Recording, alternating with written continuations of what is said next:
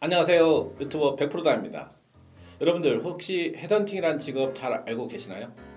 솔직히 너무 생소하시죠? 헤드헌팅을 꿈꾸는 분들에게 오늘 제가 좀 꿀팁을 제공하려고 하는데요.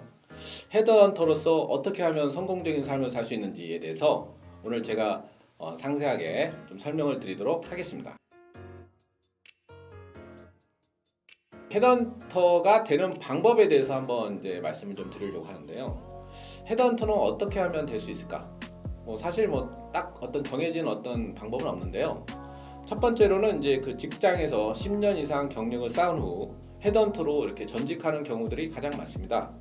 그래서 이제 보통 이제 30대 후반이나 40대 이제 초반에 아니면 중반에 입문하신 분도 있고요. 그래서 이제 헤드헌터로서 이제 삶을 살겠다고 하셔서 이제 입문하는 경우도 있고요.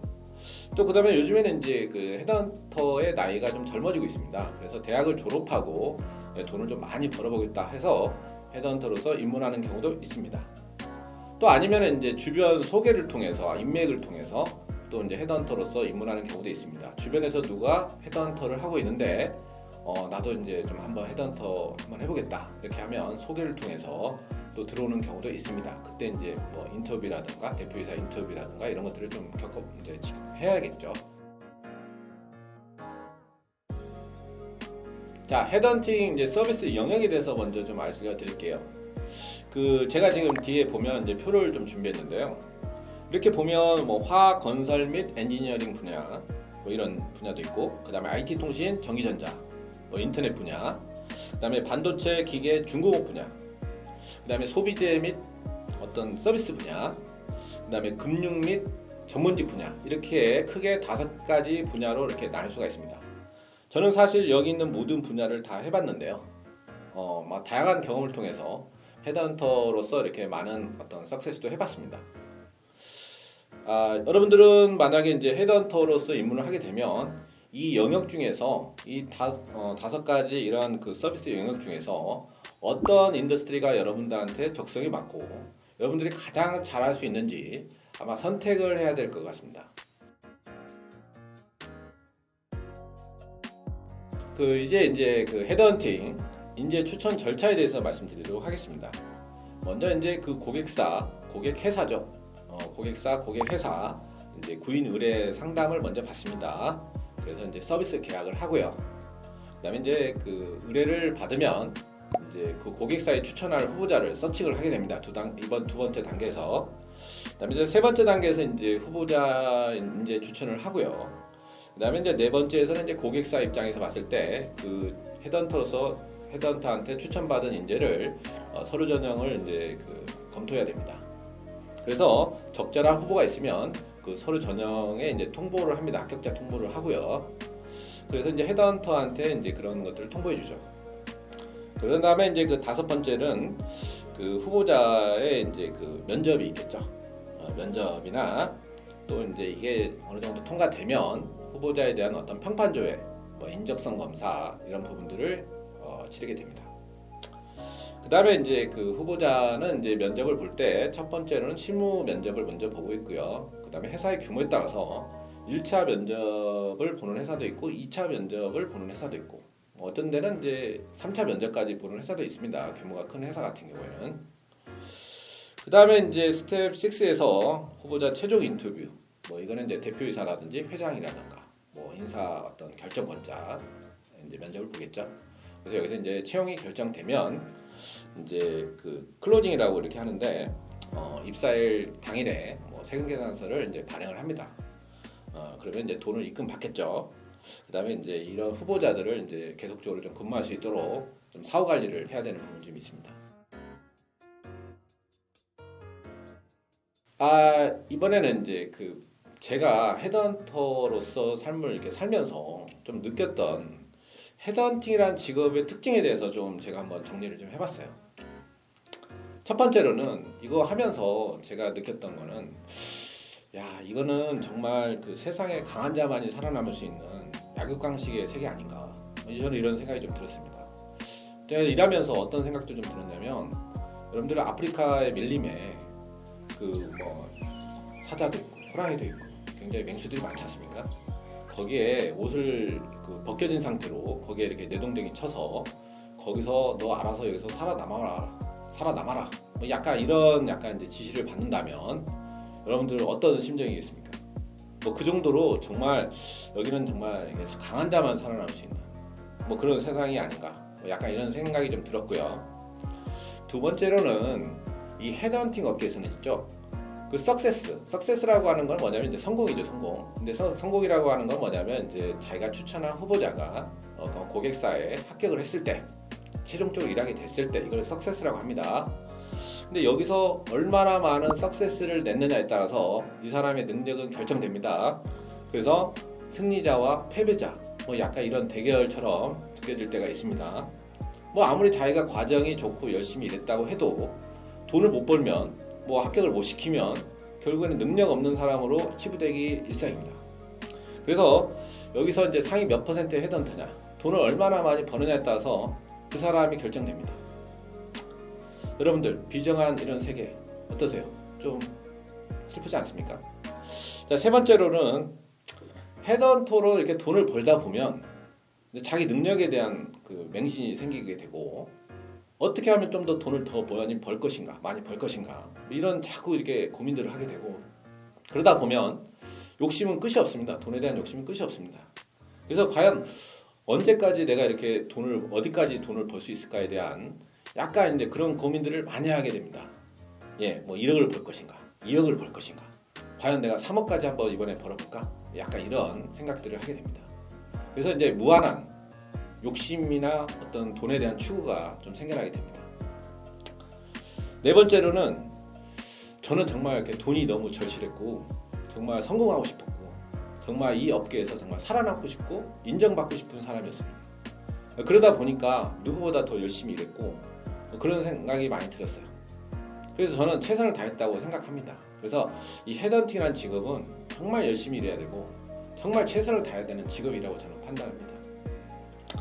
그 다음에 이제 다섯 번째, 제가 헤드헌팅에 이제 입문을 처음 했을 때 저는 너무 행복했어요. 왜냐하면 일은 힘든데 야, 이게 나한테 딱 맞는 직업이구나.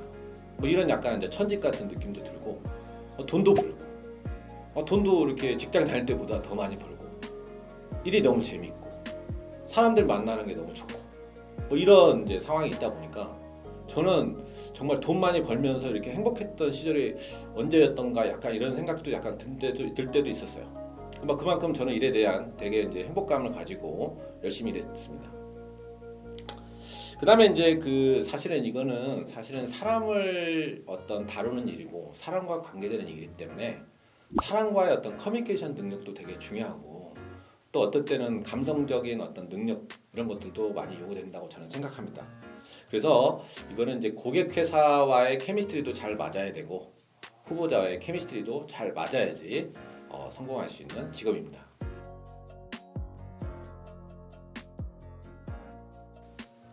그 다음에 이제 헤드헌팅이라는 직업을 한마디로 한번 제가 표현해 보면 이거는 이제 종합 예술이다. 저는 이렇게 생각해요.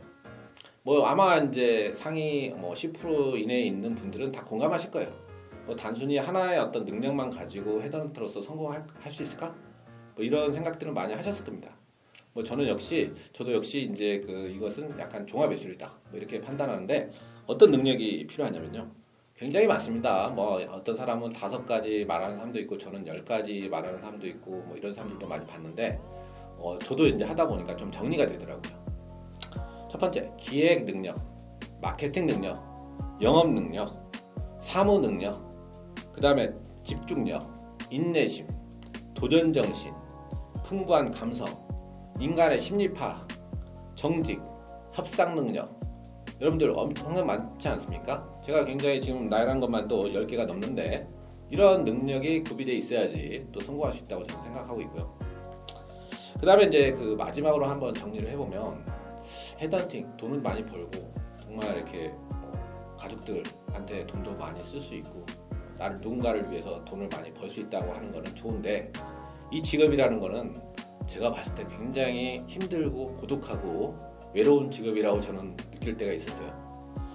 그게 뭐냐면 돈은 많이 버는데 돈 벌기 위해서 세상을 태어났나요? 뭐 이런 건 아니지 않습니까? 그 다음에 또 나는 무엇 때문에 돈을 대체 버는가? 뭐 그 많죠. 그 다음에 돈을 벌기 위한 욕심은 굉장히 큰데 이걸 내가 과연 제어할 수 있을까? 뭐 약간 이런 생각도 들다 보면 되게 이제 좀 슬플 때가 있습니다. 고독할 때도 있고요. 예. 그래서 이제 헤드헌팅이라는 직업에 대한 정의는 아니면 정의나 특성은 제가 이제 좀 방금 이제 한번 정의를 내려봤습니다. 이거는 뭐 사람마다 조금씩 다르니까 참고하시고요. 그러면 이제 상위 이제 제가 3%라고 이렇게 저는 많이 불렸는데요. 상위 3% 아니면 상위 10% 헤드헌터가 이제 헤드헌팅에 입문하시는 분들 아니면 초보자들한테 드리는 팁을 좀 말씀드리겠습니다. 첫 번째로는 헤드헌팅 잘 모르다 보면 일단 헤드헌팅 회사로 뭐 들어가게 되는데 입사하게 되는데 이 헤드헌팅 회사 사장들이 되게 굉장히 돈만 추구합니다. 그리고 굉장히 좀 욕심이 많고 탐욕스럽습니다. 되게. 그리고 뭔가 남을 이용해가지고 뭔가 돈을 벌어 먹겠다라는 약간 이런 좀 안 좋은 생각들이 좀 많이 있더라고요. 그래서 남을 많이 이용하는 경우들을 저는 사실 좀 봤습니다. 저는 그런데 되게 환멸을 느끼기도 했습니다. 왜냐하면 나이 먹어서 직장생활 열심히 하다가 헤드헌터가 돼서 돈을 많이 벌겠다고 했는데 뭐 사실 이제 저는 같이 열심히 일해서 같이 뭔가 성과도 나누고 같이 행복하면 좋은데 절대 그렇지가 않더라고요. 그래서 제가 봤을 때는 이런 그 대표이사들 되게 조심해야 됩니다. 헤드헌팅 대표이사들 대부분이 좀 심각하더라고요. 제가 봤을 때는 좀 돈만 추구하고 자기들은 심하게 헤드헌터들을 부려먹고 자기들은 뭐 돈 많이 벌면 맨날 해외여행 다니고 뭐 이런 대표이사도 제가 봤습니다. 그래서 이 합리적인 헤드헌팅 대표를 좀 찾아야 되는 부분 좀 있고요. 또 헤드헌팅 회사 대표들 중에 이런 대표들도 되게 많습니다. 그 신입 헤드헌터나 뭐 헤드헌팅 회사에 입문하는 분들한테는 굉장히 어려운 죽을 오더들을 드리고 자기들은 쉬운 오더를 합니다. 그래서 거기서 살아남아 와라 뭐 약간 이런 마인드로 오더를 주는 경우도 많이 봤습니다. 자, 두 번째로는 이제 그 헤드헌팅 회사에 너무 많이 의존하지 마세요. 제가 여러분들한테 드리는 꿀팁입니다. 자기가 어떤 그쪽 헤드헌팅의 업계의 생리를 잘 모르는 상태에서 들어가면 일단은 이용을 많이 당합니다. 그래서 제가 생각할 때는 일단 자기가 많이 부딪혀보고 많이 생각해보고 자기한테 맞는 최적의 어떤 헤드헌팅 방법을 찾아야 됩니다. 제가 봤을 땐 그렇습니다. 그래서 저 같은 경우는 회사가 주는 오더 절대 한 달인가 좀 해보고 이건 아니다 이렇게 판단 내리고 제가 하루에 20군데에서 30군데 이상 영업을 하면서 고객사를 다 개척해 갔습니다. 뭐 저는 매일 그랬습니다. 자, 어쨌든 여러분들 스스로 여러분들 인생을 개척해야지 누구한테 많이 의존하지 마세요. 자, 두 번째 팁입니다. 세 번째, 이제 고객회사로부터 잡 디스크립션이라고 하는데 이걸 JD라고 합니다. JD, 잡 디스크립션, JD라고 하는데 이제 직업에 대한 어떤 포지션에 대한 소개 그런 내용입니다. 구인 공고에 대한 내용인데 이런 것들을 이제 받게 됩니다. 고객사로부터 이런 사람을 좀 찾아주세요 하면서 JD를 보냅니다. 그러면 저는 뭐 어떤 사람들은 질질 끌면서 뭐 3일, 5일, 뭐 일주일 이렇게 질질 끌었는데 저는 24시간 이내에 후보를 추천하는 걸 저는 원칙으로 했습니다. 굉장히 빨리 움직였습니다. 그래서 솔직히 이게 우리가 이제 그 헤드헌팅에서 이제 그 후보자들을 찾을 때 되게 이제 온라인 포털회사 그죠? 구인공고 이렇게 포털회사 자코리아, 사람인 뭐 이런 이제 인크루트 뭐 이런 데를 많이 찾게 되는데 거기에 워낙 많은 헤드헌터들이 보다 보니까 솔직히 시간이 이제 늦게 찾게 되면 뭐 이미 다른 사람이 다 찾고 없습니다. 그래서 이제 가장 많이 의존하는 이런 온라인 그 구인공고 포털 이런 데서 빨리 적절한 후보자를 찾는 것이 저는 굉장히 중요하다고 생각합니다. 저는 24시간 이내에 후보자들을 추천했습니다. 그 다음에 이제 네 번째로는 그 헤드헌팅에 입문 후 3, 4개월 안에 이제 성과를 못 내면 제가 봤을 때는 별로 이 사람은 소질이 없다. 이쪽은 안 맞는 것 같다. 저는 이렇게 판단하는 게 맞다고 생각합니다. 일단 3개월 안에 뭔가 이렇게 쇼부나 그때 결판을 낸다라 생각하시고 열심히 일하는 게 좋습니다. 근데 어떤 사람들은 보면 3개월 동안 한 푼도 못 벌어가는 사람도 있고 또 6개월 동안 한 푼도 못 벌어가면서 거지같이 생활하는 그런 사람들도 제가 봤습니다. 저 사람은 대체 헤드헌팅 회사에 왜 다닐까? 여기가 와서 시간 때우는 그런 곳일까? 뭐 그런 사람들도 제가 보면서 좀 한심하다는 생각이 드는 사람들 되게 많았어요. 저는 저렇게 능력이 없을까? 약간 이런 생각도 좀 가졌습니다. 뭐. 예. 그래서 하루 저 같은 경우는 하루 10시간 이상씩, 뭐 주말 같은 때는 한 8시간 이상씩 항상 헤드헌팅을 생각하면서 일을 했습니다. 그다음에 이제 그 헤드헌터로서 성공을 하려면 일단 많은 사람들을 상대해야 되고 사람들의 많은 이력서를 읽게 됩니다.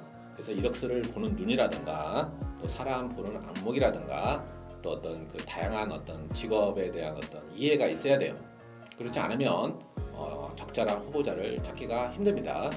네, 그래서 저 같은 경우는 이제 포털 사이트 이력서들을 약 하루에 이제 그 작게는 50장에서 많게는 한 100장까지 받은 적도 있습니다. 그리고 많이 연락을 했습니다. 네, 후보자들한테 최대한 많이 연락해서 대화를 하려고 했고요. 그 다음에 저는 이제 그 프리미엄 과외나 이런 과외 인력 중개 쪽에서 15년 정도 이상의 경험을 갖고 있기 때문에 사실 중개 업무들은 많이 했기 때문에 그래도 그런 것들이 많이 좀 도움이 된 것 같습니다. 사람을 보는 눈이라든가 이력서를 보는 눈이라든가 아니면 뭐 사람을 좀 적절한 사람을 찾는 거라든가 이런 부분에서 도움이 많이 됐던 것 같습니다.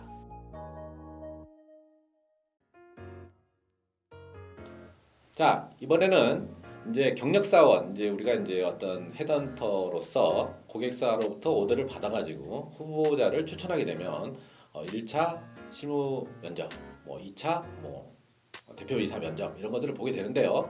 어떤 데서는 이제 이렇게 하면서 진행을 하면서 평판조회라는 걸 합니다. 경력사원 같은 경우는 평판조회라고 하는 건 뭐냐면 채용하고자 하는 후보의 어떤 자질이라든가 뭐 인성, 뭐 이런 거 업무 능력, 뭐 리더십 능력, 뭐 의사소통 능력 이런 것들을 먼저 이제 지금 현재 다니고 있는 회사라든가 전에 있던 회사의 동료나 어떤 그 상사를 통해서 체크해 본 겁니다. 체크해 봅니다.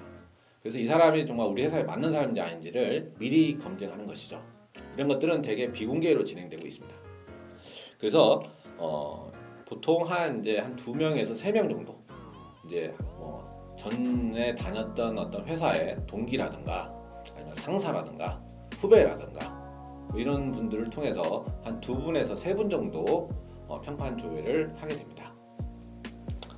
평판 조회 항목을 좀 보도록 하겠습니다.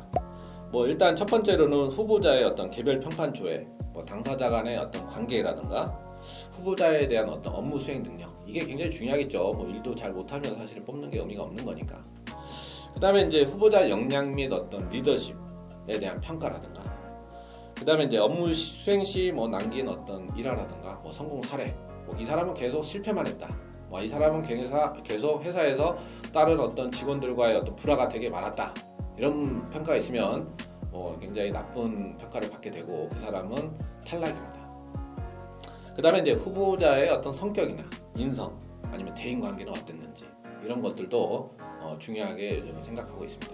요즘 솔직히 그 이력이 좋은 사람들은 되게 많습니다. 근데 이제 인성이 안 좋거나 뭔가 이렇게 다른 직원들과 융화가 잘 안 되는 이런 분들도 워낙 많기 때문에 이런 분들을 걸러내기 위한 노력들이 많이 이렇게 진행되고 있습니다.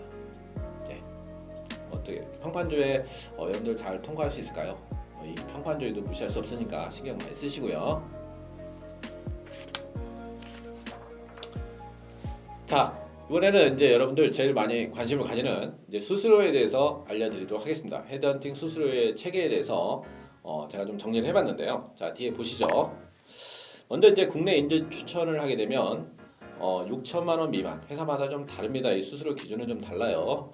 근데 6천만 원 미만 같은 경우에는 약 15%를 받게 됩니다. 그 사람 연봉의 약 15%인데 기본급 위주로 이렇게 받게 될 확률이 높습니다. 성과급이나 이제 수당 같은 거는 빼는 회사도 있습니다. 그래서 이제 보증 관리 기간은 3개월인데 이 보증 관리 기간 3개월은 뭐냐면 일단 헤드헌터가 자기가 이제 어떤 고객사에 후보를 추천하게 되면 그 사람이 거기서 3개월 동안 근무를 해야지 수수료를 받을 수 있습니다. 만약에 그 사람이 3개월 근무하지 못하고 만약에 나오게 되는 경우는 다른 후보로 리플레이스를 해드려야 됩니다. 대체 추천을 해야 되고요. 만약에 그것도 안 되면 받았던 수수료 환불을 해야 됩니다. 토해내야 됩니다. 예, 그거 요즘 여러분들 싫으시죠? 예, 그 다음에 이제 6천만 원 이상은 연봉의 이제 20% 정도 이상을 되게 됩니다. 그래서 만약에 그 사람 연봉이 만약에 6천만 원이다. 그러면 20%를 적용하게 되면 1,200만 원의 수수료를 받게 되는 겁니다. 이해되시나요? 그다음에 1억 원 이상은 임원이라든가 어떤 이제 대표이사급 정도 되는 분들이 이 정도 받겠죠. 그죠? 그럼 이런 분들은 25% 정도 이렇게 수수료를 받습니다. 어떻습니까? 되게 높죠? 그 사람이 연봉이 1억이면 25%만 봐도 2,500만 원을 버는 거니까 대박이지 않습니까? 자, 그래서 이렇게 수수료 국내 인재 추천은 이렇게 수수료가 되고 있고요. 참고로 하나 더 말씀드릴까요? 애국계 회사를 제가 이제 성공시키는 사례들도 있었는데, 애국계 회사를 추천시키게 되면 일단 애국계 회사들은 연봉이 높습니다. 그래서 연봉이 보통 1억이 넘어가는 경우들이 많아요. 그럴 때 보통 연봉의 25%에서 30% 정도 수수료를 적용시키는 회사들도 있습니다. 저도 그렇게 한번 이제 경험해봤던 적들이 몇 번 있었고요. 자, 그 다음에 이제 평판 조회 이런 것들은 사실은 이제 100만 원 정도 3인 조회까지는 100만 원 정도라고 했는데 부가세 별도라고 이렇게 해놨는데 사실 그냥 해주는 경우도 많습니다. 꼭 돈을 받고 평판 조회를 해주는 게 아니라 그냥 무료로 이렇게 해주는 경우도 있고요. 인적성 검사는 이거는 회사마다 요즘은 대기업들은 다 인적성 검사를 하기 때문에 또 이런 걸 별도로 요구하는 회사도 있으니까 이거는 좀 참조하시고요. 여러분들 어떻습니까? 헤드헌팅 수수료 기준 보셨는데 대단하죠? 네, 여러분들 회사 다니면서 내가 만약에 연봉이 4천이면 4천 연봉을 한 번에 계속 땡겨올 수 있으니까 우리가 땡겨온다고 이렇게 가끔 얘기하는데 벌 수 있으니까 얼마나 좋습니까? 다만 여러분들 4천만 원이 작습니까? 한 번에 4천만 원 버는 게 작습니까? 4천만 원 벌려면 진짜 열심히 일해야지 4천만 원 벌 수 있고 뭔가 능력 있는 사람들만 4천만 원 한 번에 벌 수 있는 겁니다. 누가 대기업에서 4천만 원 여러분들 주려고 대기하고 있나요? 절대 그렇지 않습니다. 자, 지금까지 헤드헌팅에 대한 전반적인 소개를 해드렸고요. 다음 시간에는 헤드헌팅에 대한 궁금증들 많으시죠? 네, 그 궁금증에 대해서 제가 세부적으로 하나씩 차근차근 짚어드리도록 하겠습니다. 지금까지 유튜버 100%다였습니다.